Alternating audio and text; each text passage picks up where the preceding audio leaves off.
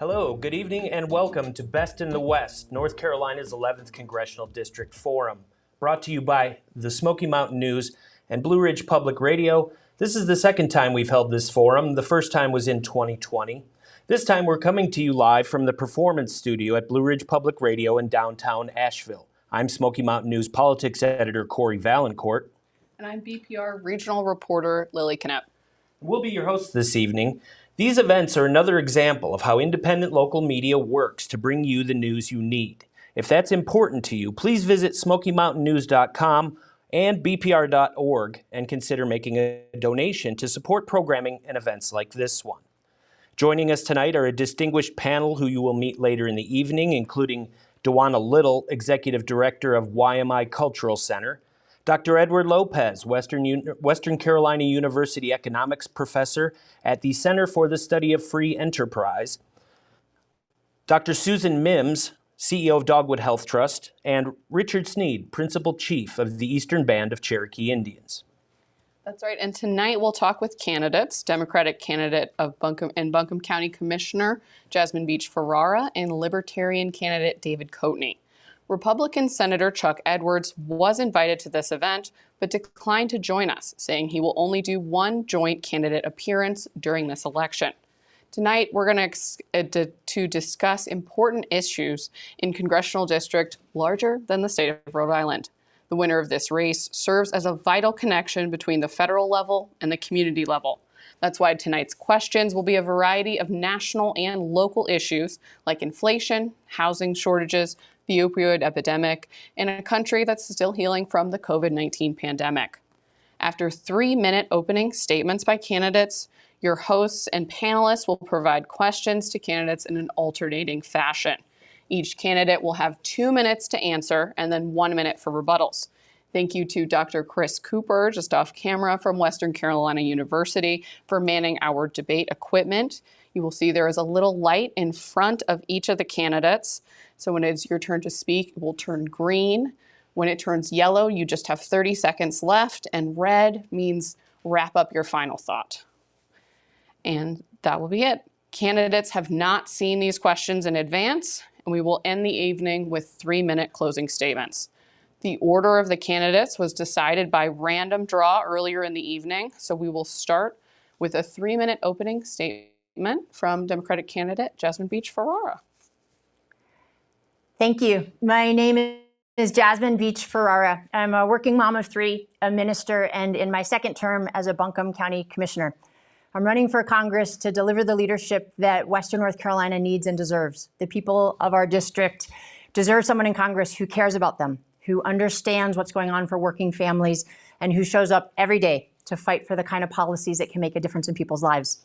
As a minister, I have the honor of walking alongside people on the best days of their lives and the toughest days of their lives. And my faith teaches me that each journey begins by showing up and listening. That's the approach I'm taking to this campaign. And for the past year and a half, I've had the honor of campaigning in every county and every corner of Western North Carolina, sitting on front porches, standing in parking lots after community events, and listening as people talk about their lives and what matters to them. The issues they talk about are not Democratic issues or Republican issues or unaffiliated issues. They're the things that keep people up at night and the things that keep them going all day. This experience has strengthened my hope because it reminds me every day of who we are in Western North Carolina, how we have each other's back and show up for each other, how we respect each other's freedoms, and how we know how to love each other even when we disagree. It's worth noting that my opponent, Chuck Edwards, chose not to show up tonight and instead chose to spend the evening with a group of campaign donors. The reality is that Chuck Edwards is treating this campaign like a game of hide and seek, rather than the job application that it actually is. The voters of Western North Carolina deserve to be heard, and they deserve clear, honest answers about candidates' positions on critical issues of the day. I bring a tested track record to this race of having led bipartisan efforts to pass policies on exactly the issues that are front and center in the lives of folks across Western North Carolina. Things like expanding access to pre-K and creating affordable housing, conserving and protecting farmland, and responding to the opioid crisis with impact and compassion. Every single election matters, but this one matters more than most. That's because there's not just a list of names that will be on the ballot this fall. There are 2 starkly different visions of America's future. My opponent, Chuck Edwards, has a vision of the future that includes extending the dangerous extremism that we've gotten from Mark Meadows and Madison Cawthorn. It's a vision that's about division and about forcing government intrusion into the most private parts of our lives. I have a very different vision. It's one about how we come together to create tables where there's room for everyone, where our common values bind us to each other, where we find the common ground that I promise is there, where we keep working until we solve the problems that we've got to, and where we never stop talking to each other or loving each other, even when we disagree. That's how we move forward together. My name is Jasmine Beach-Ferrara, and I would be honored to earn your vote. Thank you. Thank you, Mr. Coatney. I'd like to start by thanking Smoky Mountain News and Blue Ridge Public Radio for hosting this event. My name is David Coatney. I'm a small business owner and a libertarian. And my overall philosophy is that you should be able to live your life in the manner of your choosing as long as it doesn't forcibly infringe on the rights of others. I also happen to believe real progress occurs when you're willing to put the interests of your constituents over the interests of self and party. And if you'd like someone that will legislate more like an unaffiliated, I literally was an unaffiliated voter, clear until 2021. Some of my views align more with Democrats. Some of my views align more with Republicans. And my willingness to work with both sides will allow me to accomplish more for the district than someone that just sticks to their corner and blames the other side for all of our country's problems. We need to remember that representatives are elected to serve all the people of their district, not just the ones that voted for them. Because when you represent a team, you no longer represent the people. But the old parties would have you believe the status quo is the only choice you have. But what they really show us is there has never been a greater need for more voices to stand up in the name of liberty for all peaceful individuals. I support a compassionate America because deep down, I believe Americans are compassionate people. And despite the divisiveness that we see in the rhetoric in America today, I have witnessed our brothers and sisters of all political spectrums run to the fires of disaster to risk their own life to help save someone else's. I have witnessed our country rally together as one people in some of the most trying times, like they did on 9/12, to comfort those who needed comfort, to provide shelter to those who needed it, to give warmth to those who were cold, and to feed those who were hungry. From my experience, some of the people you curse would give you the shirt off their back if only given the opportunity to do so. But the problem is that it's too easy to mischaracterize the other side. Mischaracterizations stem from a refusal to empathize, yet it's only through empathy that we can find common ground. I am thoroughly convinced if the next generation of people truly took the time to get to know each other, they would never wage war against one another. But too often we make the mistake of judging others by what they are rather than by who they are. Finally, America is not what its worst elements portray, but rather an ideal, and one that we should strive for. And when we unite around a common ideal, bridges can be built. But what that requires of us is to listen to what Lincoln called our better angels. Until we stop seeing each other as adversaries, we can never be part of the solution. As for me, I would rather run for something than against someone. Thank you. Thank you. And the first question of the night is going to be from my colleague, Cory, to Ms. Beach-Ferrara. Thanks, Lilly. To start, we're going to address the elephant in the room. On January 6th, a violent mob of Donald Trump supporters stormed the U.S. Capitol building, disrupting a joint session of Congress that was in the process of certifying electoral votes for the 2020 election, which Donald Trump lost. Since then, and as a result of the largest criminal investigation in U.S. history, nearly 900 people have been charged with offenses up to and including seditious conspiracy. Almost 200 defendants have been convicted and sentenced, with a Florida man receiving 63 months in prison. During a Republican primary election forum held earlier this year, Senator Chuck Edwards said that what took place on January 6th was, quote, clearly not an insurrection. Is he right?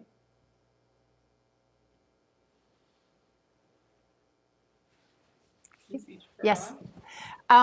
He is incorrect. What happened on January 6th was an insurrection, and it was one of the darkest days in our country's history. And we need to call it that, and we need to connect the dots between the very dangerous forms of extremism that we see moving in political life and in extremist circles throughout our country. That extends to what's happening in the news right now, as there continues to be breaking information about what happened in the highest reaches of the Trump administration leading up to the January 6th insurrection, and in the months and time since then related to concealing information. It's important that people are held fully accountable to the law and fully accountable to any criminal actions that are found. But let's bring it back to what's happening in Western North Carolina. We have had Mark Meadows representing our district, who evidence is emerging was closely involved with the events of January 6th. We then had Madison Cawthorn, and still do, representing our district, who spoke and roused the crowd before they stormed the Capitol on January 6th. We now have in my opponent, Chuck Edwards, someone who refuses to clearly denounce what happened and refuses to talk honestly with the people of Western North Carolina around why these extremist values are so at odds with who we are.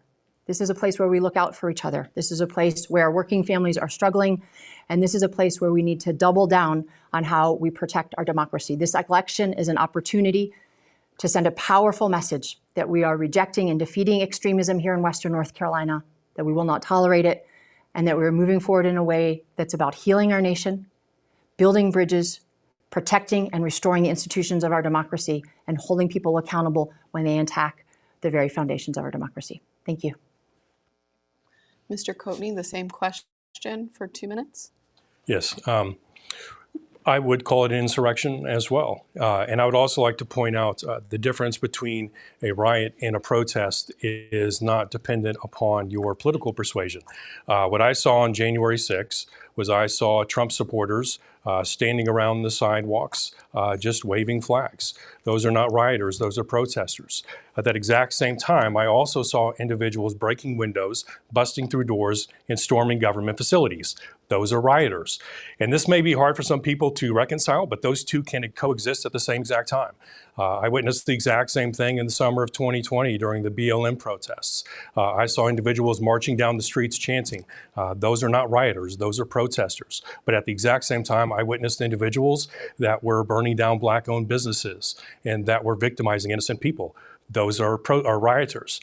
If it's a riot when when the other team does it, but it's a protest when your team does it, then perhaps it's time to take the partisan goggles off. So I would call what I saw at January 6th an insurrection, but I do believe rioters and protesters both coexisted at the same time. Now, Ms. Beach-Ferrara, you'll have a minute to rebut and add anything else to your statement.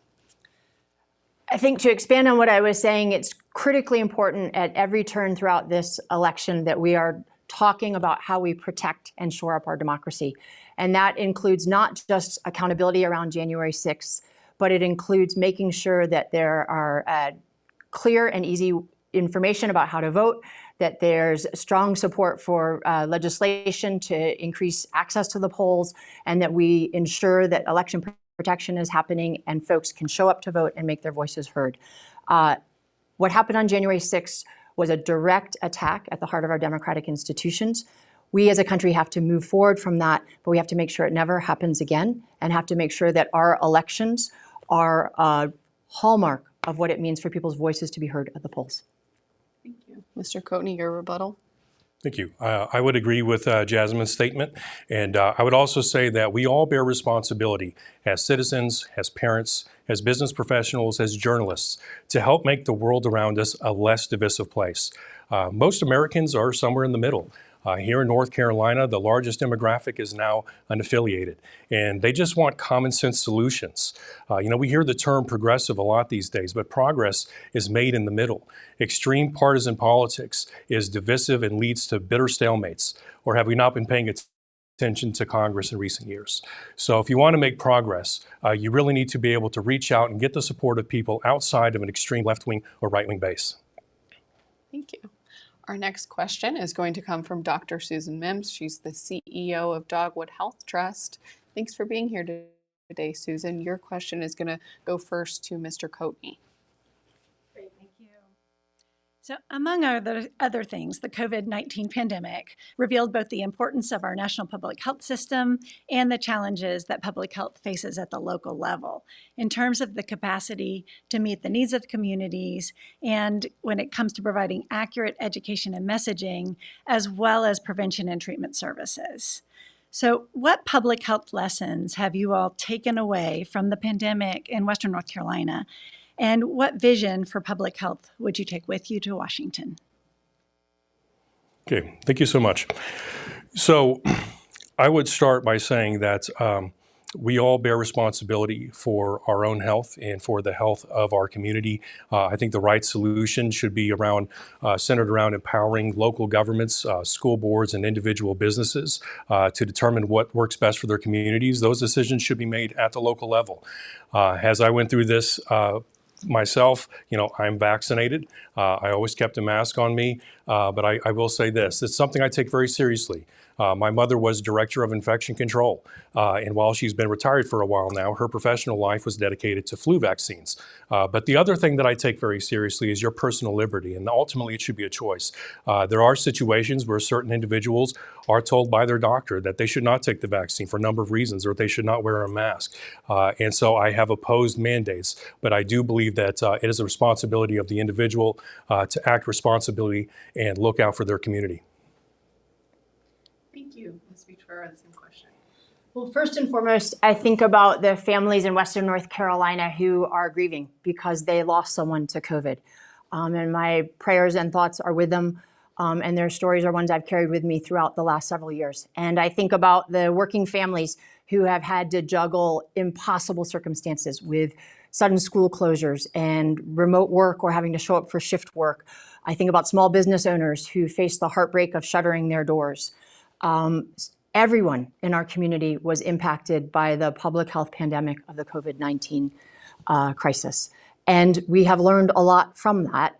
I think once again, we saw the people of Western North Carolina show up in truly heroic ways. As a county commissioner, I was part of a very large team here in Buncombe County and working closely with folks across Western North Carolina and across the state on how we coordinated responses. And that meant everything from ensuring that children could access free lunches and those were being delivered, to ensuring that the most vulnerable among us, elders living in nursing homes, had access to the testing and treatment that they needed.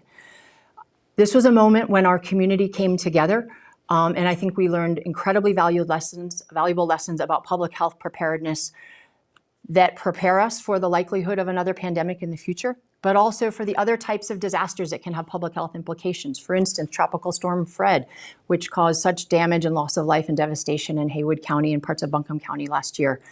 These systems exist at the local, state, and federal levels. It's incredibly important that we have close coordination, good and effective communication, and that we have someone in Congress who understands how emergency operations centers work at the local level, who understands how to show up and support that effort, and who can help deploy federal resources in critical moments to ensure that those resources are flowing into the district. I bring that track record, that orientation, and that perspective into this race and would be honored to serve and represent Western North Carolina in that way as we move forward.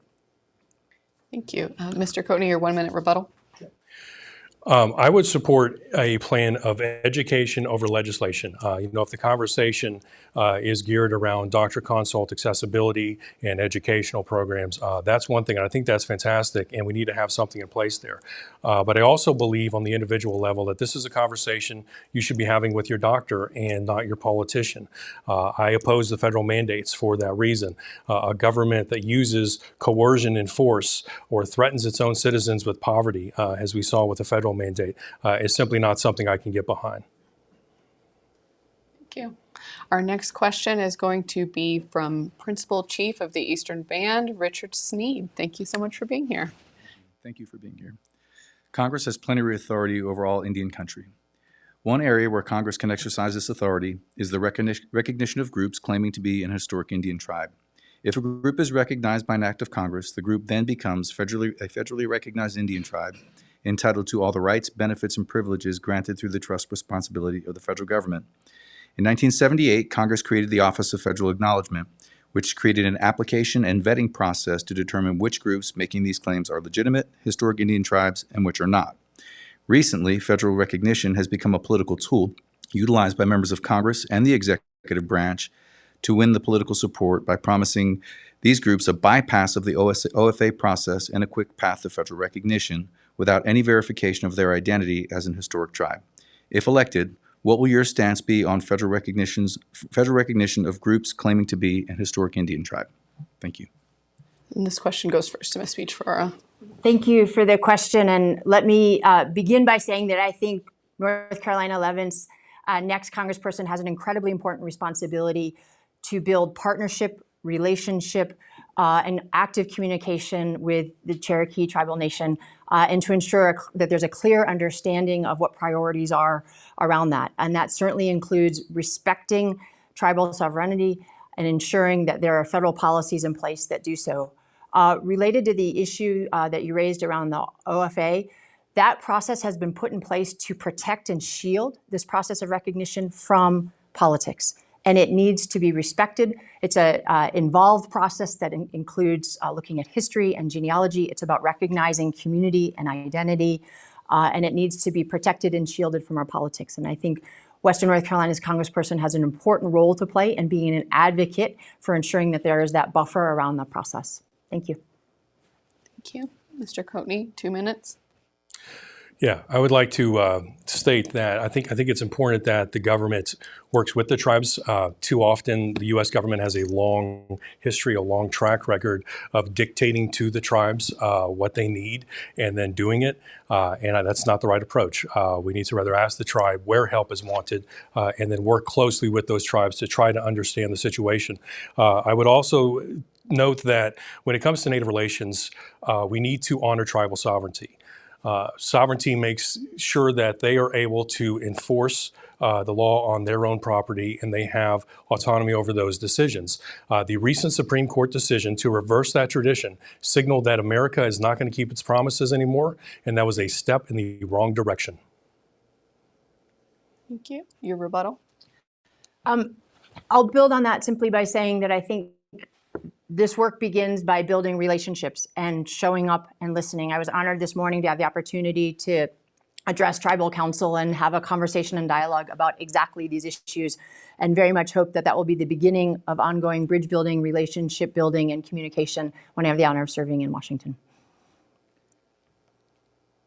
Thank you. And Mr. Coatney? Yeah, I would also like to point out that I do support the Violence Against Women's Act. I know that's something that frequently comes up in relations to the tribe. And while I do support limited government, I also believe government should be effective at certain core functions. One of those being protecting individual rights, particularly when a threat is being made to life or property. But once again, when it comes to Native relations, I think help should only be provided when help is asked for and wanted by the tribe. Thank you, Mr. Coatney. If you're listening on the air, we are live from Blue Ridge Public Radio's Performance Studio in downtown Asheville. You can watch the forum on bpr.org now or later. Our next question will come from my colleague, BPR regional reporter Lilly Knoepp, and will be directed to Mr. Coatney. Thank you. Since the Supreme Court overturned the Roe versus Wade decision in June, North Carolina and its neighbors have increased restrictions on abortion. Before the ban, there were 14 clinics that provided abortion access across the state's 100 counties. Because of the ability of this election to shift the North Carolina General Assembly so that Governor Coopers cannot veto a bill, abortion is on the ballot this year. Where do you stand on bodily autonomy rights, and how do you apply those to current abortion laws? Well, I do support bodily autonomy, but when you look at the issue of guns and abortion, you see the same argument being used by both sides. If you outlaw abortion, people will still get them. If you outlaw guns, criminals will still have them. Essentially, one side is saying prohibition will work here, but not there, and you're costing lives. And the other side is saying, no, prohibition will work there, but not here, and you're costing lives. Where I'm simply saying prohibition doesn't work. All it does is incentivize black markets that would also risk the life and the health of the mother by taking her out of the care of a qualified doctor. It's also a misconception that overturning Roe decentralized decision-making because Roe never put it in the purview of the federal legislature, but rather the individual. So the move away from Roe is a move away from individual rights back up to states' rights or bigger government, when really this is a conversation women should have with their doctor and not their local politician. I would argue also that if our goal is to reduce abortions, that education over legislation is a far more effective way of doing that. This might seem counterintuitive to some, but abortion rates have actually decreased since Roe passed. And the reason it decreased is, once again, because prohibition is not an effective deterrent. If instead we took better steps to educate patients on what their options are, make those options readily accessible to them, and created better educational programs and gave them the resources, knowing what to go in and what to expect, I think that would be far more effective at reducing abortions than a prohibition would. Thank you, Mr. Coatney. Ms. Beach-Ferrara, 2 minutes. I'd respond to this question as a woman, as a mom of 3 kids. My wife and I have 2 boys, and we have a 3-year-old little girl, and also as a pro-choice pastor. I fundamentally believe that people should have the right and the privacy to make decisions about reproductive health and abortion, and to make those decisions privately with their doctors and those who are closest to them in their faith, if that's part of their life. What we saw this summer with the Dobbs ruling is a very dangerous moment in American life, when a fundamental freedom that had been secured and protected was rolled back. What that means very concretely is that young girls and women like my daughter now have fewer rights than their moms or grandmas. And we know, because of the politics that we see from our current Representative Madison Cawthorn and from my opponent Chuck Edwards, that this isn't the only area where they want to strip away fundamental rights. And we are living in a time when we have to stand up for these. I want to be really clear about this. Oftentimes, folks are facing one of the most difficult decisions of their lives when they're deciding whether to have an abortion or not. The last thing we need is politicians and politics in the room while people make decisions like that. What people need is privacy, and they need support, and they need access to care. We are already seeing horrifying stories from parts of the country where these bans have gone into effect.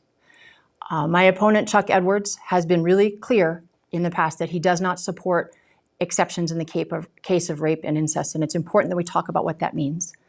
What that means is that if a 10-year-old girl is raped and becomes pregnant and lives in a state where she cannot access the medical care she needs, she would have to travel out of state to access that abortion, and the doctor who provides it could be criminally prosecuted. That is the America that Chuck Edwards is fighting for. That's not who we are in Western North Carolina. That extremism has no place here. Mr. Coatney, 1 minute, please. Thank you. I would like to just reiterate, there are situations where these decisions will cost women their lives. And in some cases, we're even talking about women that want to have a child but receive devastating medical news that the fetus won't survive. But in many cases, the health or life of the mother is also threatened. There are a number of conditions like preeclampsia and chorioamnionitis that can both be severe and life-threatening. Placental abruption can also lead to blood loss, septic shock, stroke, and a number of other conditions. And these are just naming a few. And so, look, I realize it's very easy to judge if you don't understand the circumstances surrounding that situation, but it's important to understand there are situations where getting an abortion is actually medically safer than continuing with the pregnancy. And I'll say it again, that's a conversation that women should have with their doctor and not their local politician. Thank you, Mr. Coatney. And Ms. Beach-Ferrara, 1 minute. An overwhelming majority of Americans support the right to make your own decisions about your health care. That's Democrats, Republicans, and unaffiliated voters, and that's certainly what I hear as I campaign all across the district. We do not need government intrusion in the most private parts of our lives, whether that is access to abortions, whether that is the freedom to marry the person you love, whether that's access to contraception. We live in a time when these fundamental freedoms are under attack, and we need to move forward in a way that protects these freedoms, that codifies them in federal law, and I will be a vote in Congress to ensure that federal law protects these freedoms and protects the privacy that we all deserve. Thank you, Ms. Beach-Ferrara. Our next question will come from Chief Sneed, and this will also be directed to Ms. Beach-Ferrara. Chief Sneed. Thank you. Recently, the Supreme Court of the United States ruled in Oklahoma v. Castro Huerta that states have concurrent criminal jurisdiction with the federal government over non-Indians for crimes committed on tribal lands. This decision conflicts with close to 200 years of legal precedent and the stated federal policy of supporting tribal self-governance. In the wake of this decision, tribes and intertribal organizations are working feverishly to ensure that tribal sovereignty is upheld, respected, and strengthened so that we can ensure the safety of our own members within our tribal borders. There is growing sentiment across Indian country that there is a need for a congressional fix to correct a Supreme Court decision that undermines the sovereignty of all tribal nations. First, do you believe that Indian tribes should be able to prosecute individuals who commit crimes within their borders? And would you sponsor or support legislation that recognizes tribes' inherent sovereignty, including a congressional fix of the Supreme Court's decision in Castro Huerta? Thank you. Thank you for your questions. In response to both yes, and let me elaborate. As you discussed, this summer's Supreme Court ruling in Castro Huerta struck a blow at centuries of clear legal precedent and struck a blow at protections around tribal sovereignty. And we have to work at the federal level to ensure that is protected and respected. And I will be a voice and an advocate and a vote to do that and work in close partnership with tribal nations in advocacy efforts moving forward. We are living through an age where we are seeing an activist Supreme Court that is disregarding centuries and decades of precedent around fundamental protections that have existed. And it's critical that we have people in Congress who understand the layers of that history, who understand what it means in the present tense, and who are ready to take action and pass the federal laws we need to ensure that this precedent is protected. Thank you. Thank you, Ms. Beach-Ferrara. Mr. Coatney, 2 minutes, please. Thank you. I probably jumped the gun on this topic a little bit earlier and already talked about it, but happy to talk about it again. I absolutely support tribal sovereignty, and I believe in America that keeps its promises. When we make a promise to a tribe, it's very important that we stand by that promise. And the Supreme Court decision in Oklahoma was a step in the wrong direction. Tribes should have autonomy over being able to make decisions over the enforcement of the law on their property. And I would also like to state that we need to ensure that individuals are not criminalized by the state in situations where we have women that might have been subject to rape, and you have situations where you have the life and the health of the mother are being seriously threatened, and that's why we need to ensure that if clinics are built on tribal land, we protect those women from being able to be criminalized by the state, and that's where tribal sovereignty can come in. Thank you, Mr. Coatney. Ms. Beach-Ferrara, your rebuttal, 1 minute, please. Just to continue the conversation, one of the issues where these questions of criminal jurisdiction are so critically important is around cases involving the abduction and assault, and in the most tragic cases, the murder of Indigenous women. That's something that has impacted communities here in Western North Carolina and is a crisis across the country for tribal communities.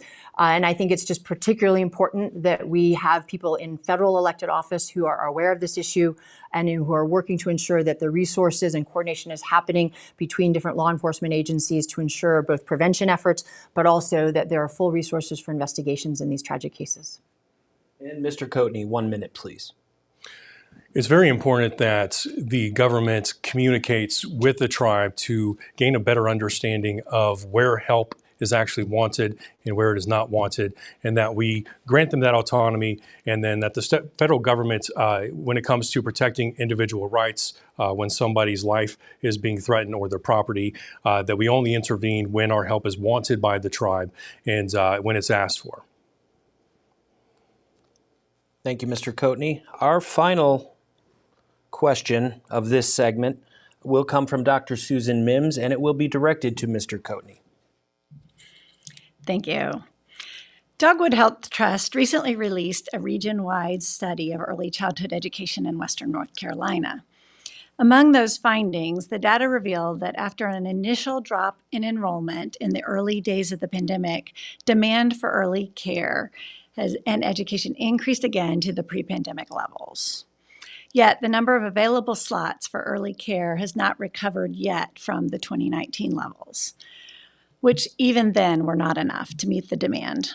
There are many factors that have caused the shortages in affordable, high-quality care for years. As a member of Congress, what programs and policies would you support to help build and sustain access to early care and education for the working parents of Western North Carolina? Yeah, thank you. When we look at the recent issues with education, whether it be education expansion, the curriculum, anything from mandates, I think all these issues make the topics of school choice and transparency all the more important. Parents should know what their children are being taught, and they should have control over their children's education, whether that means homeschooling, private schooling, or putting their child in a neighboring district if that's what the parent feels is best for their child. But ultimately, parents should be the one to make that decision. I would also like to suggest that we should abolish the Department of Education. That might sound like a radical view at first, but consider this. First of all, I would consider leaving a voucher system in place, and I would think that we should leave a voucher system in place. But the Department of Education federalizes something that has no business being federalized. The needs of every community are different, and the needs of any particular child are going to be better off decided by parents, teachers, and local school boards close to the situation, rather than some parents sitting or some bureaucrats sitting at an agency behind a desk in Washington, D.C.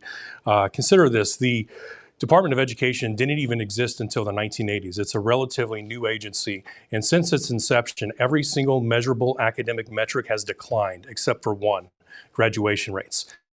And the only reason that has improved is because they lowered standards. You see, the Department of Education essentially does what any socialized program would do, and that's make sure that it performs at the bare minimum of standards set by bureaucrats.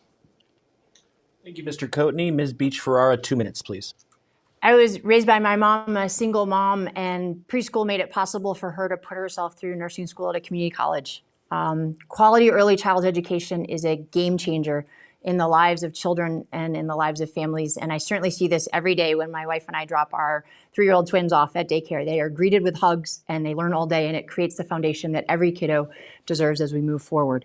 I am proud to have made access to early childhood education a central focus of my time serving on Buncombe County Commission, and to have worked across the aisle and with stakeholders across our community and region to expand access to early childhood education and pre-K. It's good for children, it's good for working families, it's good for our economy, and it's good for communities, and it pays for itself many times over the years. If elected to Congress, I would be a fierce advocate for establishing universal pre-K as a national priority. I would also introduce legislation as one of my first acts that would take a targeted approach to recruiting educators into early childhood education in pre-K. Places like Western North Carolina have a teacher shortage, and part of the reason why it's hard to open classrooms is because it's hard to recruit people into the field because they're not paid enough. This can be addressed at the federal level through targeted legislation for regions like ours that are more rural. I also think that we need to have close coordination at the federal, local, and state level, and that's something that I would push hard for. My opponent, Chuck Edwards, has opposed moving forward with universal pre-K at the state level, despite the fact that there is overwhelming community support across the state, despite the fact that there is overwhelming bipartisan support for this, and despite the difference it would make in people's lives here in Western North Carolina. Our state is sitting on $6.5 billion in a rainy day fund that could be deployed right now to increase access to early childhood education, to increase teacher pay, and to make a difference in the lives of working families. The approach I will take is about sitting at the table, getting things done, hammering out the solutions that show up in people's lives and open opportunities for children, for their families, and our communities. Thank you. Mr. Coatney, 1 minute, please. Well, the North Carolina Constitution mandates that children have access to quality education, but North Carolina needs to be making those decisions for North Carolina, not the federal government.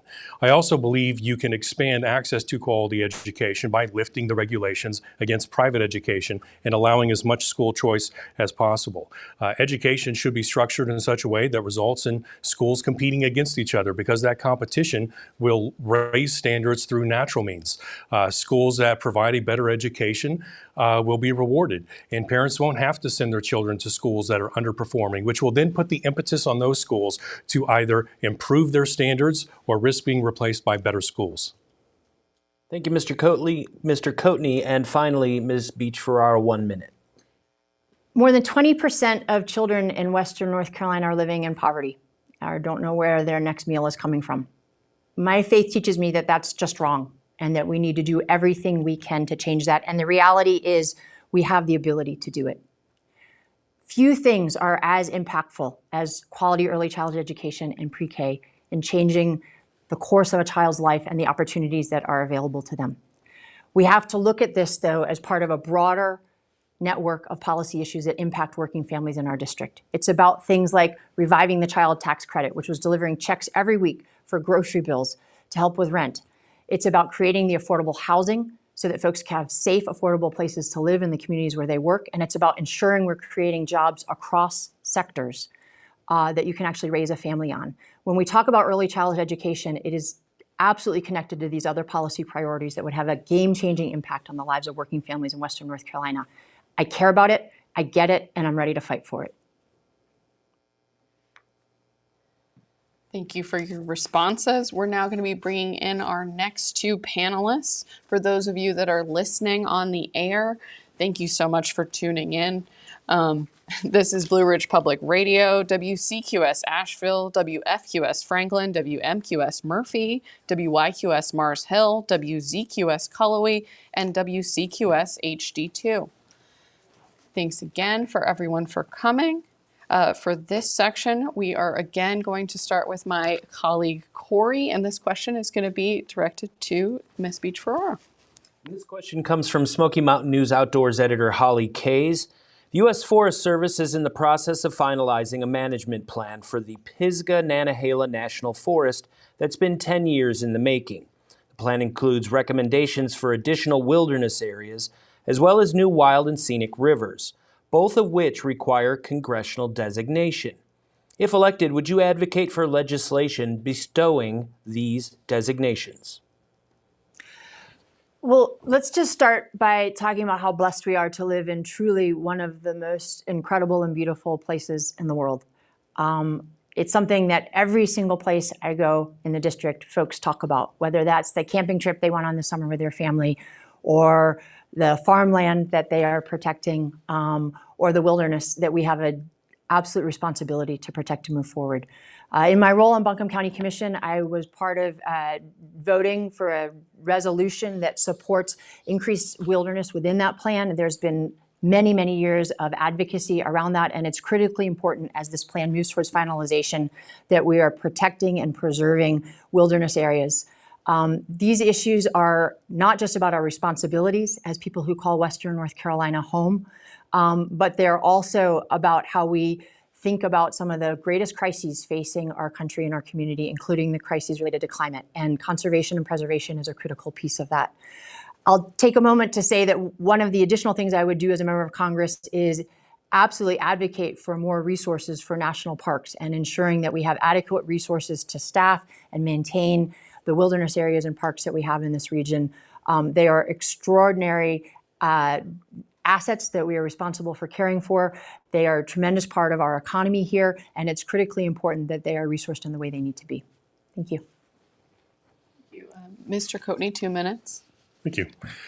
Let me start by saying it's the beautiful Smoky Mountain National Park that initially drew me to this area.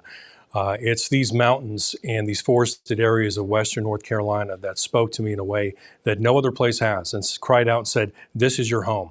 After having visited all 50 states, after having visited every corner of the country, I chose to settle down in Western North Carolina, and there's a reason for that.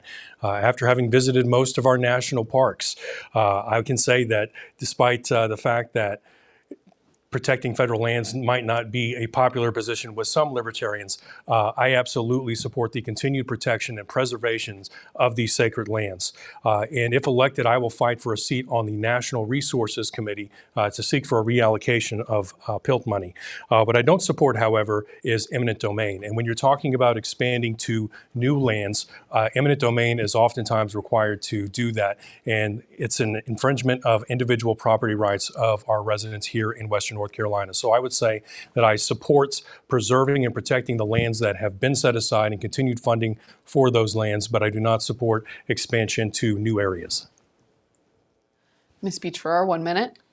I'll elaborate by saying that this is one of the many issues where there is an extraordinary amount of common ground in Western North Carolina, whether it's the farming community or conservation community, outdoors folks.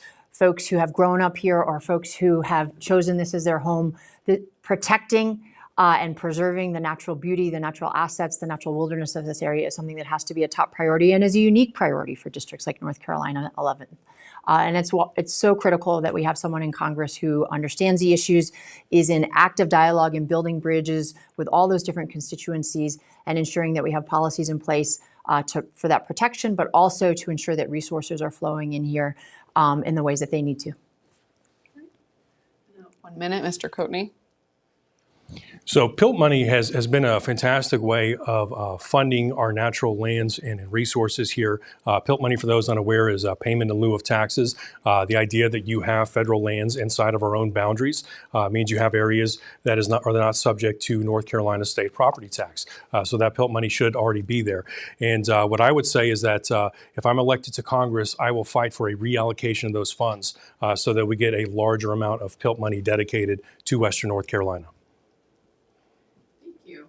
Our next question is going to be from Ms. Dewana Little from the YMI Cultural Center. Thank you so much to everybody tuning in. We are here with our Libertarian candidate, David Coatney, Democratic candidate, Jasmine Beach-Ferrara, and as we mentioned at the top of the hour, Republican candidate Chuck Edwards declined our invitation. So, Ms. Little, if you could direct your first question to Mr. Coatney. Hi, Mr. Coatney. So, North Carolina, specifically Western North Carolina, has been getting national attention around reparations and their commitment to apologizing and also addressing the harms. And so in your position, should you get to be elected, what do you see your role as, and what is your thoughts on reparations and what that could look like moving forward, because it's not a short-term fix. It's just a starting point that our city and county has made a commitment to doing in this area. Well, I agree with the words of John F. Kennedy when he said, "This nation was founded by men of many nations and backgrounds. It was founded on the principle that all men are created equal and that the rights of every man are diminished when the rights of one man are threatened." And those words remind us that we are one people, and an infringement on any one of us is an infringement on us all. With that said, I think politicians often like to focus on Band-Aids that are used to solicit votes for themselves, but they also believe they can earn your vote by telling you what they're going to do rather than by actually doing it. And I think it's important that we take those first few meaningful steps towards actual tangible things like affordable housing, ending qualified immunity and no-knock raids, making it easier for low-income individuals to start their own business by removing the barriers to creating your own businesses, lowering the incarceration rates of young African-American males by ending the war on drugs, and prosecuting racial acts to the fullest extent of the law. And that also means implementing judicial standards that ensures penalties do not vary for different crimes among racial lines. We also need to remember that the war on drugs has had a disproportionate impact on minority communities.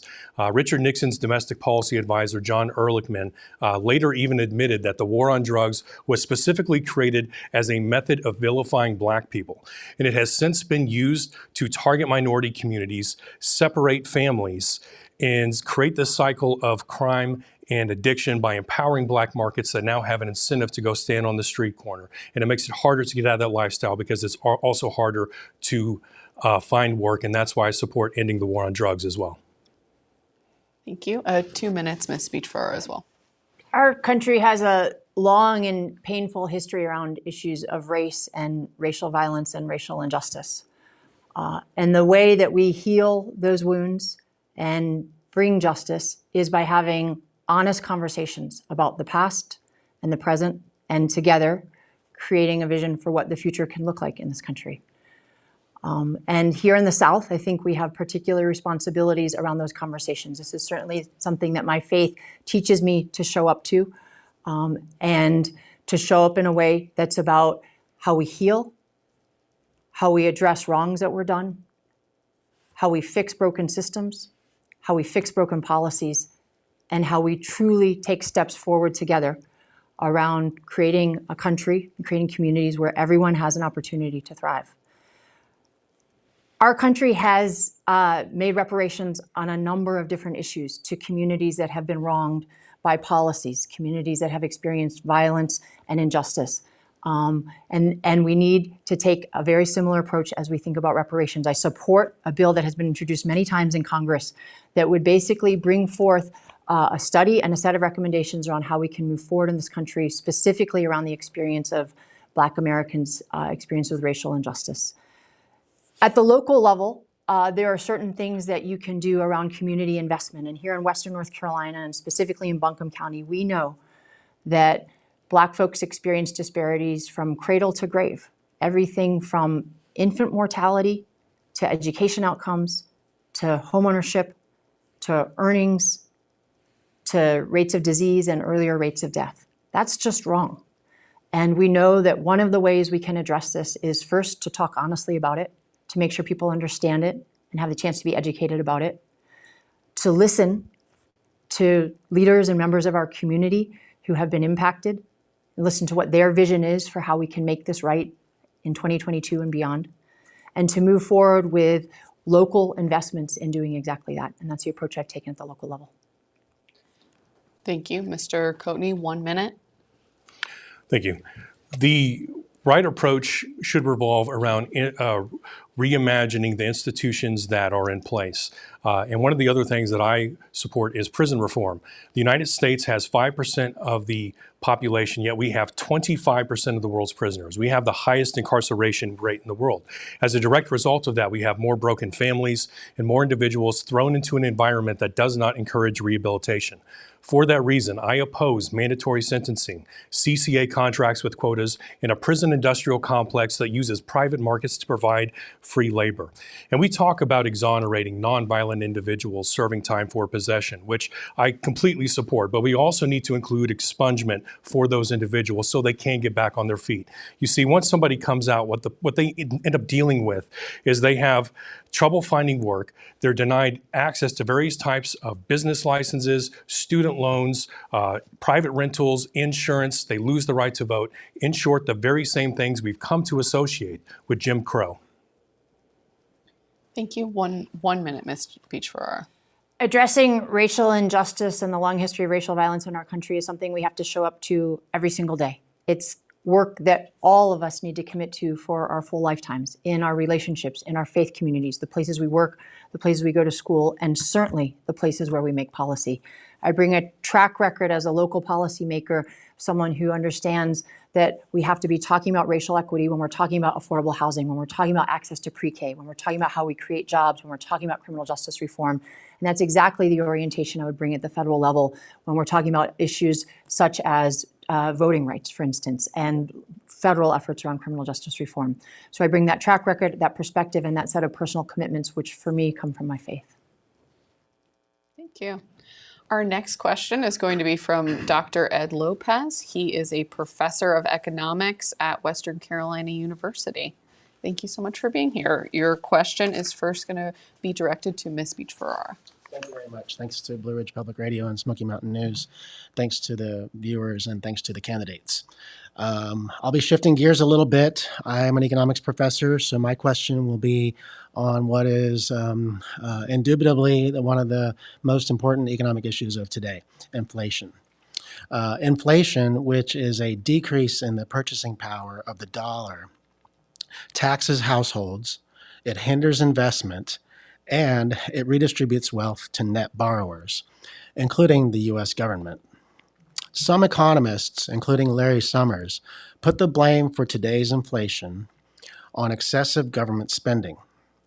Summers also has criticized the Federal Reserve for being too timid in its responses to inflation. Other economists and some elected officials blame Russia, the pandemic, and corporate greed. They say that we should fight inflation with higher taxes, especially on corporations. Meanwhile, we also have mainstream economists arguing that the Federal Reserve's massive expansion of quantitative easing, which effectively means historically loose money, is what's behind today's inflation. Could you please tell the people in North Carolina, District 11, where do you come down on the causes of what got us into today's inflation situation? And what policy steps would you support moving forward? Thank you. Well, economists may not agree on what's causing this, but I can tell you the people of Western North Carolina agree on how much of an issue it is. Everywhere that I go across the district, folks on fixed income are talking about what it means for them to see their grocery bills rising. Families are talking about prices at the pumps and whether they can take that trip to Dollywood that was planned. This is having very real, very immediate impacts on folks all across our district, and they need relief. My analysis of this is that there are a range of confounding factors. We have a global pandemic that we are still living through the tails of. The indefensible Russian war on Ukraine has caused spikes in oil prices across the globe, as well as food prices. And we are also living through a time in American politics where too many of our elected officials would rather play political football with this issue and assign blame than sit around the table and get to work passing actual policies that bring relief to people. My approach to this is to revive or continue or expand policies that we know are making a real difference in the lives of working families. That's things like reviving the child tax credit. It's restoring supply chain to our country. It's creating more jobs in advanced manufacturing so that we are addressing some of those systemic level issues. It's critical as we have these conversations that we stay grounded in what's happening in the lives of working families across Western North Carolina. That's a perspective that I bring to this race. My opponent, Chuck Edwards, does not. His orientation as an elected official in Raleigh, and it's what he would bring to DC, is about looking out for corporate interests and not holding them accountable in the same way that working families should be. So when gas prices are spiking, we shouldn't see corporate profits spiking also. They should be at the table figuring out the solutions with us. And that's the approach that I would take as a federal policymaker. Thank you. Thank you. 2 minutes, Mr. Coatney. Well, the combination of quantitative easing coupled with an abrupt increase in money supply has had a devastating effect on our inflation. But from what I've observed, one side likes to focus exclusively on rising wages, and the other side likes to focus exclusively on rising prices. And really, both sides are wrong, I would say. Median income as a ratio to prices, that is to say, prices as either a percentage of or a multiple of income is a much better barometer for gauging the actual impact. And when you look at it that way, 50 years ago, the average house cost 2.5 times the average annual income. Today, the average house costs 9 times the average annual income. And that gap has been growing consistently wider. When you look at everything from education, housing, rent, gas prices, food, groceries, all of it. So we can continue throwing catchy but meaningless campaign slogans at the problem, or we can develop an actual plan. And that is exactly what I've done. I have an 8-point plan aimed at reversing this trend that you can view at project1971.org. Don't have time to go into everything right now, but I can mention a couple things. First of all, we need a balanced budget amendments.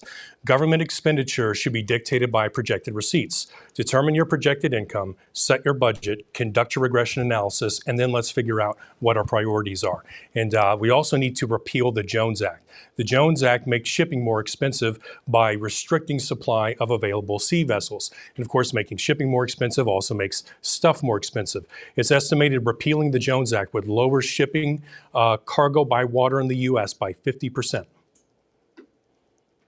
Thank you. 1 minute rebuttal. Let's bring this back to the lives of folks in Western North Carolina and the kind of policy solutions that can make a difference in people's lives. I met a woman a while ago after knocking on her door who talked about how badly her family needs access to broadband so that her husband, who's a sick vet, can access telehealth appointments, so that her daughter can be part of the 21st century economy, so that her granddaughter can do homework. The American Rescue Plan and Infrastructure Bill are delivering broadband to Western North Carolina. I've talked with so many other folks who are struggling each month with the cost of prescription drug prices. The Inflation Reduction Act, which just passed, lowers the cost of prescription drug prices. There are concrete solutions that can be deployed to bring immediate relief to working families in Western North Carolina. I support taking these steps as we continue to work on the absolute longer term and systemic and structural work we need to do in our economy, but we have to bring immediate relief to people who are struggling right now. My opponent, Chuck Edwards, takes a very different approach. He's had ample opportunity in Raleigh to bring relief and has refused to do so. Thank you. 1 minute, Mr. Coatney. Thank you. Well, I think the time to act is right now. It's estimated that within 30 years, even at a 2% interest rate, 100% of all government revenue will go solely toward making the borrowing payments on our national debt. So that is not the future I know most of you had envisioned for your children. I would also like to state that we had the highest inflation rate in 40 years before Russia invaded Ukraine. This problem already existed, and we were already experiencing supply issues. With that said, sanctions have indeed exacerbated the problem. Jasmine also supports extending or reviving the child tax credit. And I love the sentiment behind that. And the sentiment itself I agree with. But my solution is not to give a small piece of your taxes back to you, but rather to let you keep all of it by eliminating the federal income tax entirely. And that's what the fair tax will do. Thank you, Mr. Coatney. Ms. Beach-Ferrara, you were invoked in that statement, so I'd like to give each of you another minute to kind of discuss that. When you're a parent who's trying to figure out what you can afford at the grocery store, how you can afford childcare, whether you can go back to work or not, a check that arrives and helps you do that makes a difference. It makes it a little easier to get through the day. It makes it a little more possible to build the kind of future you want for you and your family. We need elected officials who understand this because they've lived it, because they listen, who get what's on the line for folks in Western North Carolina right now, and who know how to show up in DC and get the job done. We haven't had that in a very, very long time, and that's the kind of approach to leadership that I've been delivering as a local elected official and that I will deliver in DC. Mr. Coatney, your response? I absolutely agree with her comment about getting that little check in the mail. I actually support, like I said, the fair tax. And one of the things the fair tax does, actually a big misunderstanding about the fair tax, is there is a monthly universal prebate check that goes out to ensure that families living at or beyond the poverty level can consume tax-free. For those unaware of what the fair tax is, it eliminates the federal income tax and it replaces that with a flat tax on sales. And it's the actual prebate itself that makes that a progressive tax. Thank you, Mr. Coatney, and thank you both for elaborating on that question. Our next round of questioning will begin with my colleague, Lilly Knoepp, with the first question, the first question going to Mr. Coatney. Thank you. So North Carolina is one of 12 states in the country that has not expanded Medicaid. Estimations are pretty broad, but about 600,000 people in North Carolina would be covered if this was expanded.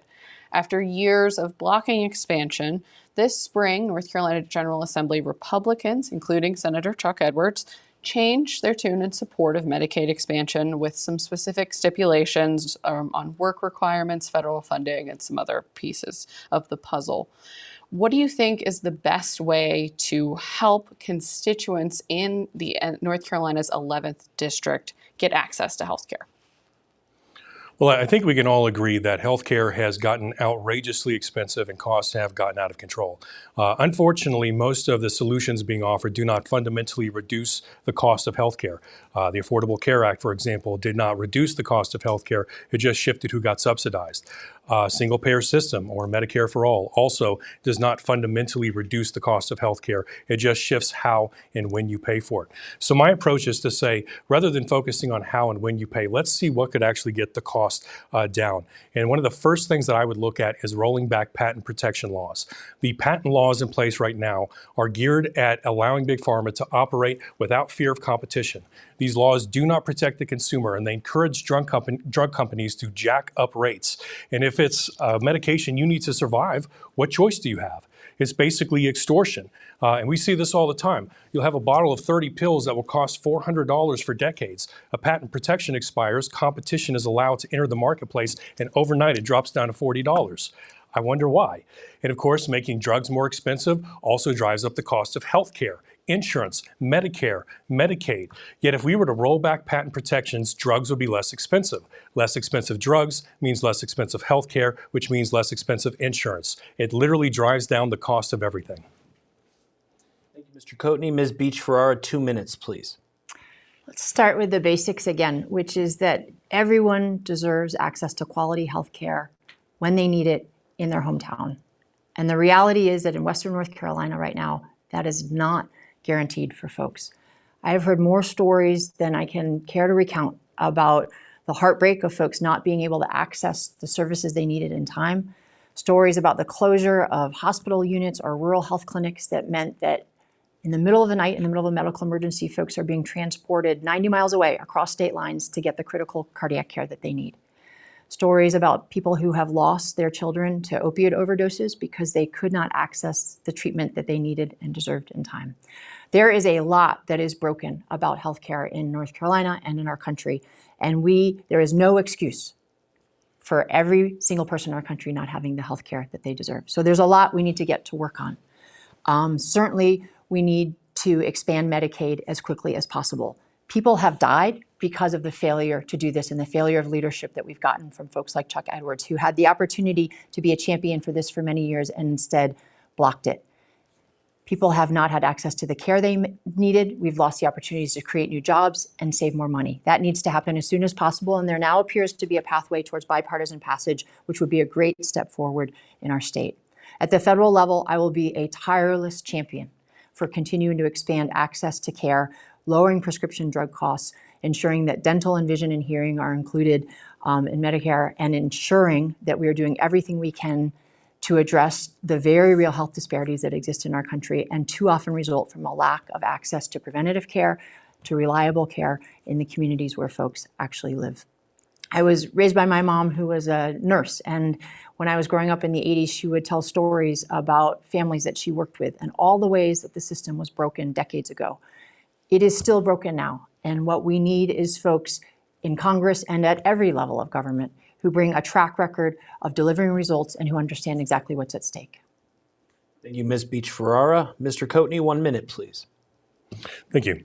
Once again, I think the first step is going to be looking at how we can drive down the cost of prescription drugs and roll back policies that prevent competition from entering the marketplace. We also need to repeal certificate of need laws because that further restricts supply, which also drives up cost here in North Carolina. Now that's a state issue, but there are other things that we can do on a federal level. I support more funding and innovation for medical technologies. For example, diabetes accounts for 31% of all Medicare costs, Medicare being the largest driver of our national debt. Yet there are clinical trials now for stem cell therapy that actually is geared at curing people of type 1 diabetes by adjusting DNA to create cells that produce insulin naturally. Now that may sound like sci-fi, but it's already cured someone of type 1 in its first clinical trial, and they're now shifting this technology to address type 2 diabetes. We should be funding these types of innovations with a long-term vision that this will ultimately drive down Medicare costs by reducing the number of people on that system. Thank you, Mr. Coatney. And Ms. Beach-Ferrara, 1 minute, please. There's another issue we have to talk about here in Western North Carolina, which is the impact that HCA's acquisition of the Mission Healthcare System has had on access to care and quality of care. I cannot, again, recount the number of stories I've heard from people about how they have not been able to get the care that they need, how they've seen local clinics shuttered, how they're seeing profits being prioritized over people's health care. We hear that from nurses and staff on the front lines of providing care. We hear that from family members who are tirelessly advocating for their loved ones to get the care that they need.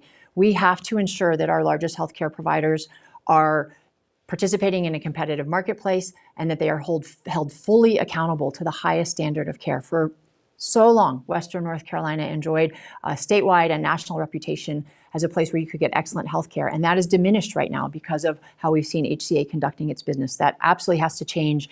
There's many efforts underway to address that, but it's part of the puzzle that North Carolina 11's next congressperson has to approach and be at the table around and working for solutions around. Thank you, Ms. Beach-Ferrara. We'd like to thank everybody who's joined us this evening, whether you're listening live on BPR or on the internet, and remind you that you can watch this forum at bpr.org either now or later. Our next question will come from Dr. Edward Lopez, and this question will be directed to Jasmine Beach-Ferrara. Thank you again. My second question is about housing policy. We are seeing acute affordability situations in so many of our housing markets across the nation. The data show that housing affordability and availability tends to be most favorable in areas where local supply restrictions are looser. It's not only Econ 101, it's also basic common sense. The more the supply of an item is restricted, perhaps by regulations, even well-intentioned ones, the higher the price of that something we should expect to see.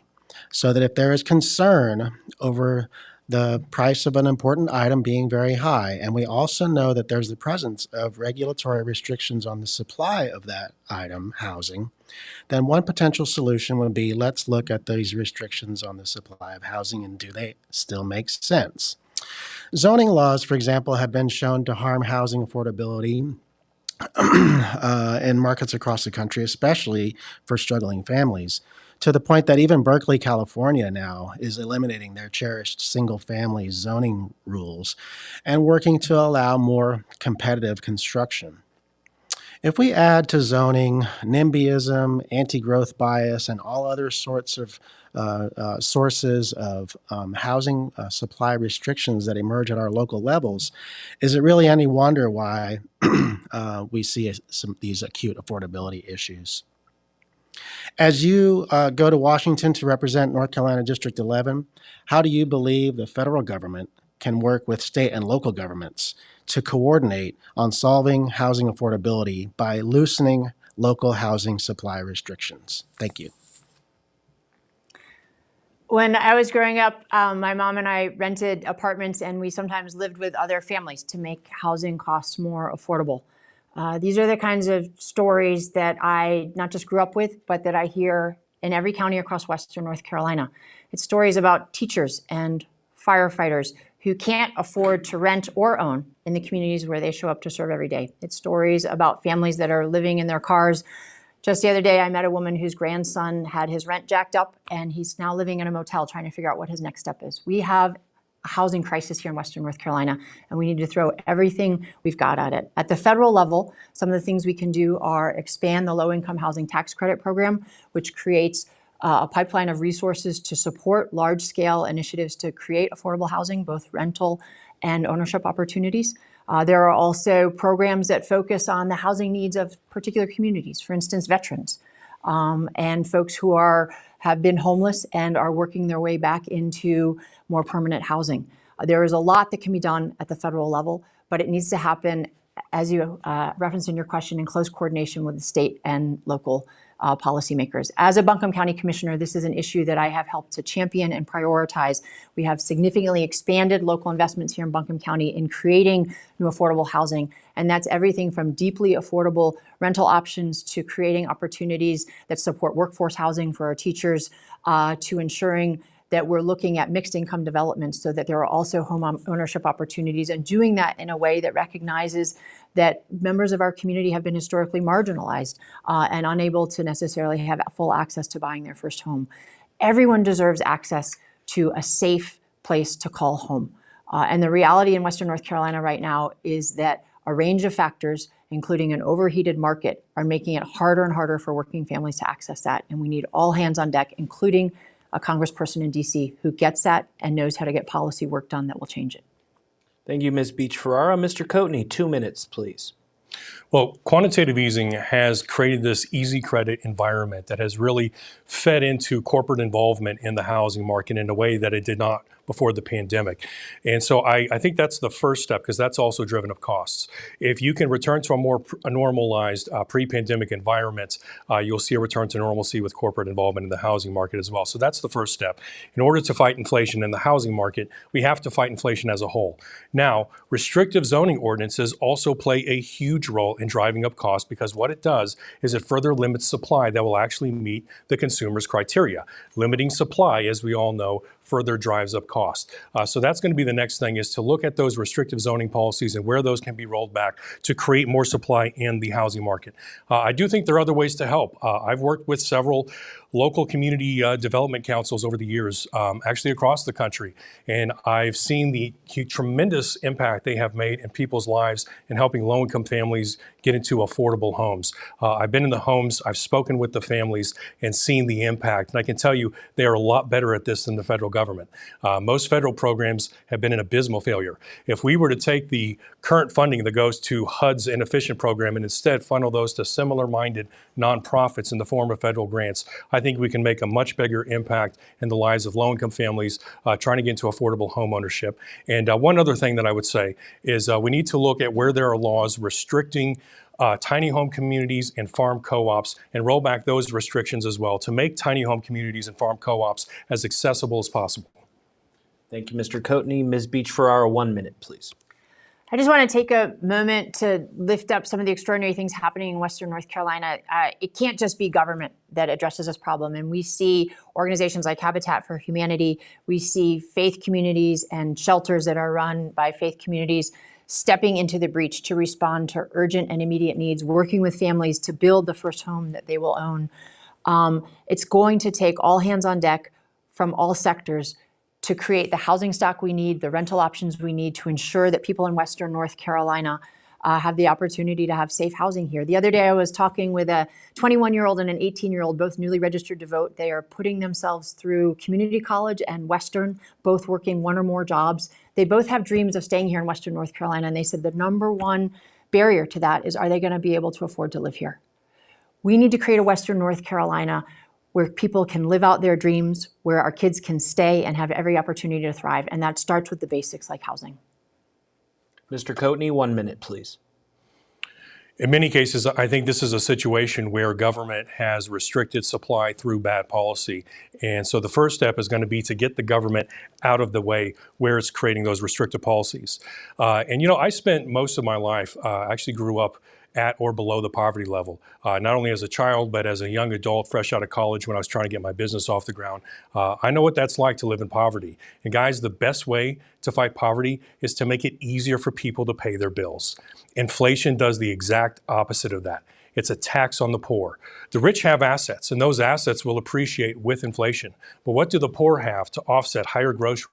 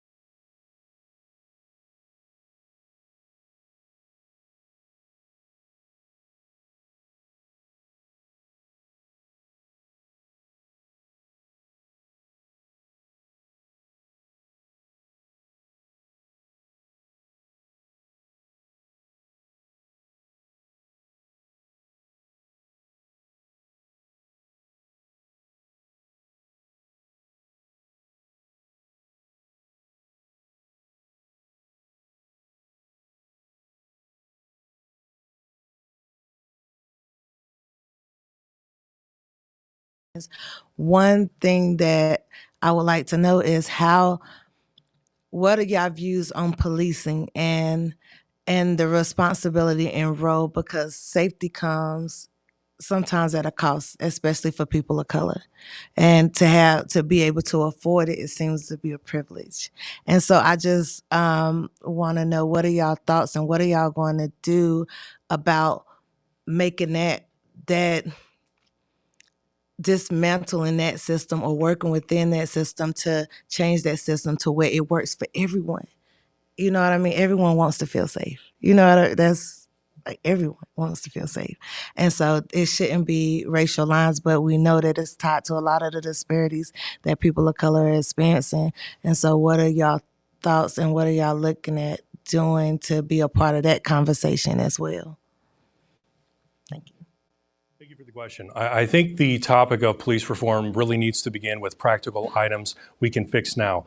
One of the things that I would like to do is see an end to no-knock raids and civil asset forfeiture, as well as qualified immunity. No-knock raids are a tactic that senselessly endangers lives and puts people at risk, and we've seen the repercussions of this tactic time and time again. As for qualified immunity, giving officers that level of protection from civil suits leads and accommodates violations of the 4th and 8th Amendments. The line between what is not a constitutional violation becomes blurred in the process. Establishing liability where it's appropriate is vital to creating a system of accountability, and that's why qualified immunity needs to go. And if we can do that, I think we'll see a reduction in police brutality cases. It's also time we call civil asset forfeiture what it really is: theft. The fact that people can seize assets from you, that officers can seize assets from individuals and suspects without even charging them, sends a very clear message that they are above the law and that our citizens have no protection. And finally, we've taken a lot of health issues like mental health and drug addiction that should be health issues, and we treated them as criminal justice issues. Treating those more as health issues should further limit encounters with the police. Thank you, Mr. Coatney. Ms. Beach-Ferrara, 2 minutes, please. Thank you for your question, Ms. Little, and I think you said it most powerfully. Everyone wants to be safe and everyone deserves to be safe, and that includes in interactions with law enforcement and being able to call 911 when you need it for an emergency and know that you will be safe on the other side of that.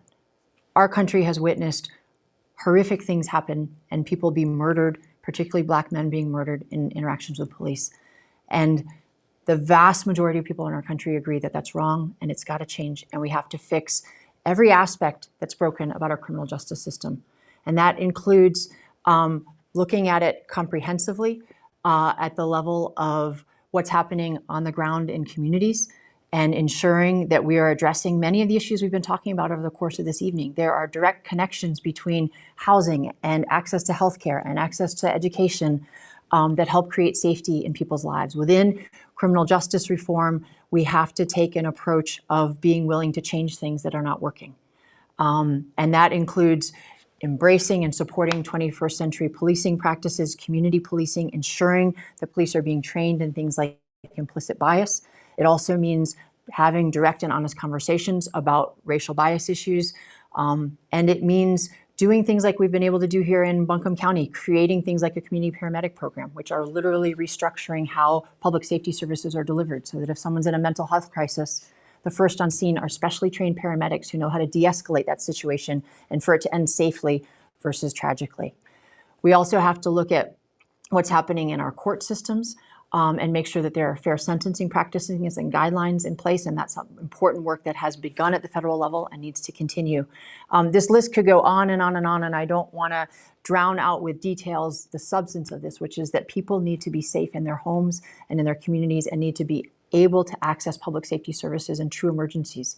We have witnessed many of those in our communities this summer, and people need to know that when they call 911, it's going to be safe for them to do so. Thank you, Ms. Beach-Ferrara. Mr. Coatney, 1 minute, please.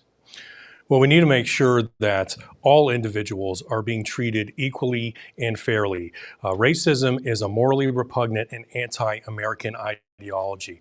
So I do think we need to completely address restructuring how we think about policing, and not just policing, but prison and as well as the judicial system. We need to make sure that when someone goes to trial, that the penalties are not differing between different races of people, so that the same standard applies to everyone, regardless of their background, ethnicity, gender, or identity. Thank you, Mr. Coatney. And Ms. Beach-Ferrara, 1 minute. As we move forward with how we understand the problems in our criminal justice system and how we fix them and reform them, this is a table where we need every voice represented. We need to hear the voices of folks who have been impacted and who have lived through this. We need the voices of people in law enforcement who are committed to the kind of reforms that we need. And we need to be bold about solutions on the local, state, and federal level. We cannot continue to live in a country where someone can call 911 and walk away from that encounter where a violence has happened from the police onto that person. That has got to change. We've got to call it out for being wrong, which it is, and make sure that it's not happening and not happening in ways that reflect racial disparities. There is a lot of powerful work that is happening here in Western North Carolina as we create those tables and we look at the intersections of issues around mental health, issues around addiction, and how we take bold steps to restructure and re-envision how public safety services are delivered. And I will close by saying that part of that involves making sure that our first responders are paid with the wages that they deserve and they can stay in the field. Thank you, Ms. Beach-Ferrara. Thank you. And if you're listening on air, we're at BPR's studios in downtown Asheville with candidates, the Libertarian candidate David Coatney and Democratic candidate Jasmine Beach-Ferrara for North Carolina's 11th Congressional District. Now, we do have just a few minutes left, so we're going to ask just a couple more questions. The first one of those is going to come from Lilly Knoepp, and we are going to direct that to Jasmine Beach-Ferrara. So we've talked a lot tonight about political discourse and how to come together across the aisle. A recent study by the Pew Research Center interviewed about 6,000 Americans and shows that among Democrats, 63% of them see Republicans as immoral. That's up from 35% previously. And on Republicans' part, 72% of them see Democrats as immoral. Now, these are really that's a really divisive statement to say that the other side of your party is evil. How do you plan on working across the aisle, both in the district you represent and on the floor, to bridge these divides?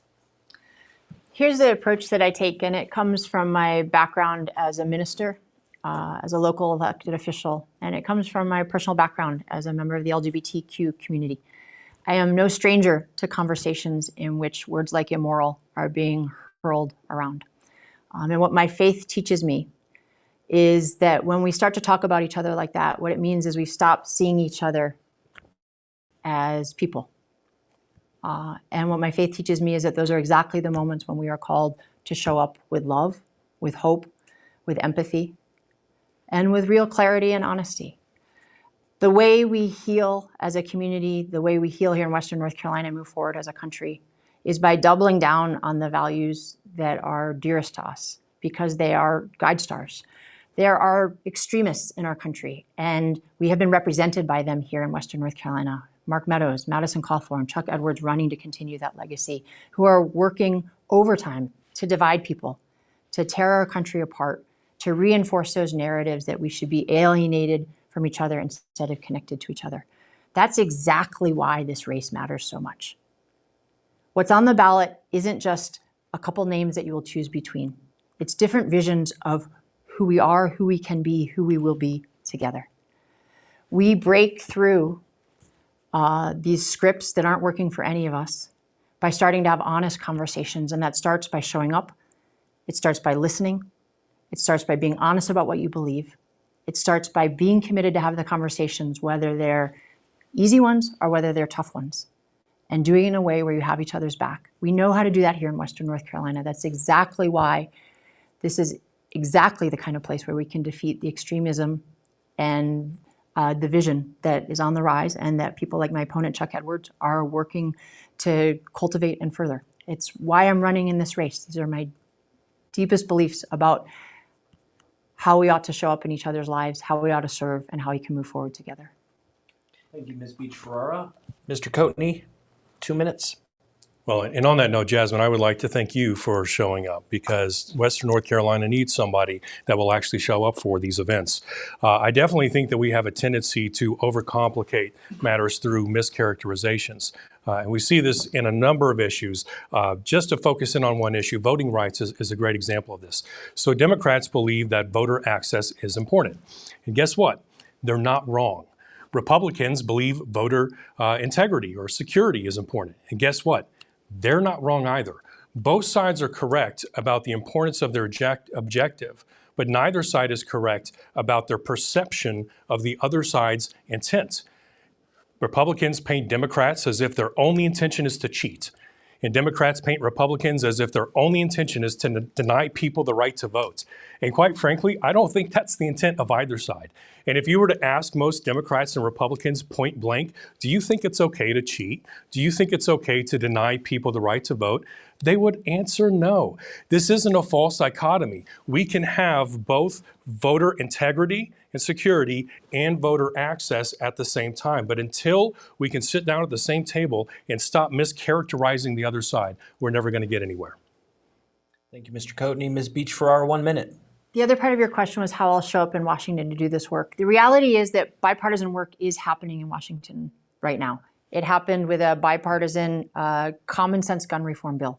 It's happened on reducing insulin drug costs. It's happening on many of the issues that will make immediate positive changes in people's lives and help them live healthier and safer lives.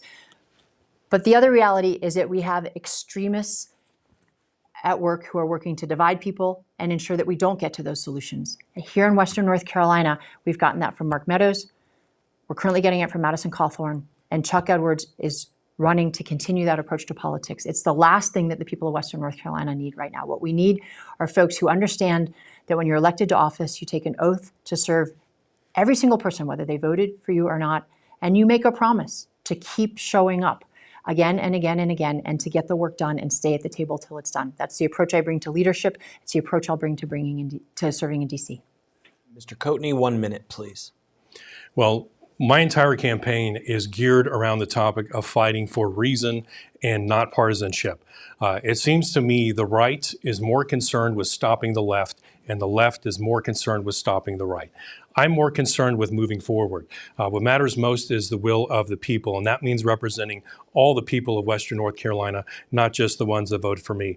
I mentioned this earlier, but I've been an unaffiliated voter until clear up until about a year and a half ago. And I have views that align with both sides, and I'm willing to work with both sides. As for who I'll caucus with, I have the luxury of waiting until after the election to make that decision. That can put me in the best position to get the most done for the district. But one thing I can promise you is whether I caucus with the Democrats or the Republicans, I will work across the aisle either way. Thank you. And this will be our last question of the evening from Cory. We started off by talking about the elephant in the room. We're going to wind things up by talking about the elephant not in the room. On April 11th, Senator Edwards tweeted, "I want to commend 6 of my fellow candidates for understanding that half of any job is just showing up." After a GOP primary election forum that outgoing Republican Congressman Madison Cawthorn did not attend. Cawthorn was noted as having one of the worst attendance records for freshmen on Capitol Hill, and earlier this year closed several of his district offices. Prior to Cawthorn's tenure, Republican Congressman Mark Meadows resigned his seat in March 2020 to become Trump's chief of staff, leaving the seat vacant for 9 months and leaving Western North Carolina without a voice in Washington, just as the federal government passed some of the largest spending packages in American history. If you're elected, how will you ensure that you remain accessible and accountable to the people who elected you? And this question goes first to Mr. Coatney, 2 minutes.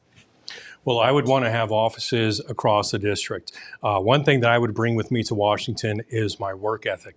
I'm a lifelong entrepreneur, and other entrepreneurs know what that means. They know what that's like to work 18-hour days, 6 days a week, trying to get a business off the ground. And that's the same work ethic I would bring with me if elected. I'm not going to miss critical votes in Congress. I'm not going to miss opportunities to debate. I'm not going to miss opportunities to get in front of the voters if I'm invited. The only reason that I would have for turning down an invite to some place would be is if I also had another invite at a different place at that exact same time. Other than that, we have a duty to represent the people. That means to serve and be there every time you have the opportunity and ability to serve the people. And I'm not going to miss that opportunity. Thank you. And 2 minutes for you, Ms. Beach-Ferrara. Leadership begins with showing up, and it begins with listening. And my opponent, Chuck Edwards, made the decision not to show up tonight and instead showed up for an event with his campaign donors. He is not giving the voters of Western North Carolina the respect that they deserve or the opportunity that they deserve to interview candidates for this position. And as your question referenced, it's been far too long since we've had someone representing Western North Carolina in Congress who brings that approach of showing up, even for the hard conversations, of listening, and of working to build tables where together we can solve problems that are facing working families in our district and bring about solutions that make a real difference in people's lives. If I have the honor to serve in Congress, I'll build the strongest constituency service programs our district has ever seen. That's one of the powerful lessons that I've learned as a local elected official, is how important constituent services are. When people need help, they need help right away. When a storm hits Western North Carolina, you need congressional staff and you're elected on the ground right away, figuring out how to deploy resources that can be of assistance. We deserve a representative in DC who cares about the people of Western North Carolina, who understands what's at stake at people's lives, and who knows how to get things done. I uniquely bring that track record, that perspective, and that ability to this race. And I'm showing it each and every day on the campaign trail by knocking doors and connecting with voters and being in every county across the district, by having those conversations and by listening and learning and having that shape my understanding of the positions and priorities that I'm bringing forward in the campaign trail. You can expect that from me each and every day between now and the close of polls in November, when voters across our district will face an incredibly significant decision that can restore representation and leadership to the congressional office for NC 11. Thank you. And Mr. Coatney, your 1 minute rebuttal. You mentioned that Chuck criticized Madison Cawthorn for not showing up to debates, which is kind of amusing now. But Chuck says a lot of things. Chuck often refers to his business as a small business. It isn't. Unlike Chuck, I don't have billions served, but I have served and helped a bunch of mom and pops in my lifetime because my business is helping small businesses. That is literally what I do. Chuck often says he's not a politician. Of course, nobody's really buying that. By the way, the definition of a politician is somebody that runs for office. That's it. We're all politicians. The only difference between us and Chuck is he's a career politician. Thank you. And 1 minute. I'm running for Congress to deliver something that Western North Carolina has not had in a long time and badly needs, which is someone in Congress who is committed to getting things done and someone who is committed to showing up and doing the sometimes hard work of figuring out how we solve problems together. You're not going to get that from my opponent, Chuck Edwards, who is committed to continuing the extremism that we're getting from Madison Cawthorn currently that promotes division and doesn't get us any closer to solving problems facing folks in our district. I hope to have the honor to serve in DC and bring that approach to leadership there.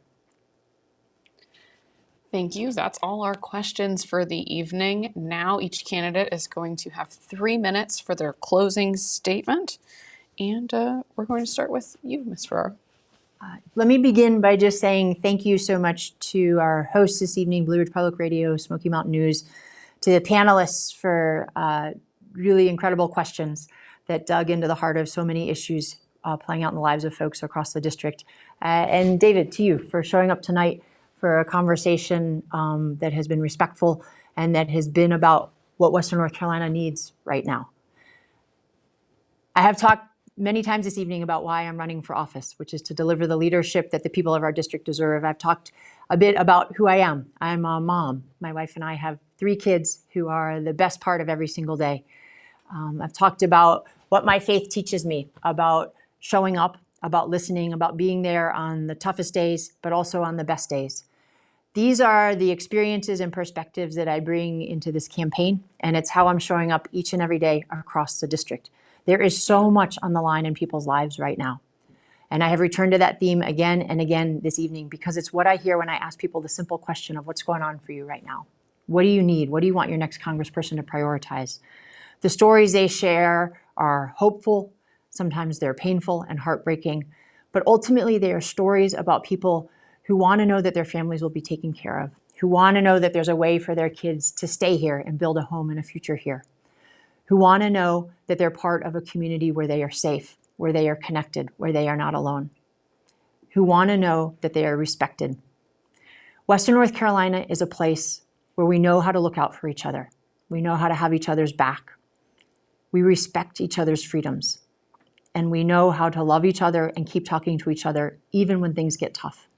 That is exactly how we move forward together. It's how we move forward in our communities. It's how we move forward in our politics. And it's how we can move forward in the United States of America. Between now and November 8th, those of you who are watching and voters across our district have important decisions to make. I will be working tirelessly to earn your vote between now and then. If I have the honor to serve, when I take that oath of office, it will be an oath to serve and represent everyone across Western North Carolina. I look forward to the opportunity to do so, to restore the approach to leadership that our district deserves, to being out there, hearing your stories, understanding how together we can create a Western North Carolina where all of us have a chance to thrive. My name is Jasmine Beach-Ferrara, and I hope to earn your vote this November. Thank you. Thank you. Your closing statement, Mr. Coatney. I would like to thank you, Jasmine. I would also like to thank Cory, Lilly, and today's panelists for their questions as well. I want you to ask yourself the following questions. Are you happy with the direction the Democrats and Republicans in Congress have set us on? And are the old parties making your lives better? You know, I remember voting my first presidential election, the 2000 election. Everyone called it the most important election of our lifetime. It seems every election since then has also been the most important election of our lifetime. The reality is they'll always find a reason to maintain control over you, to keep you from voting your conscience and continue voting for the lesser of two evils.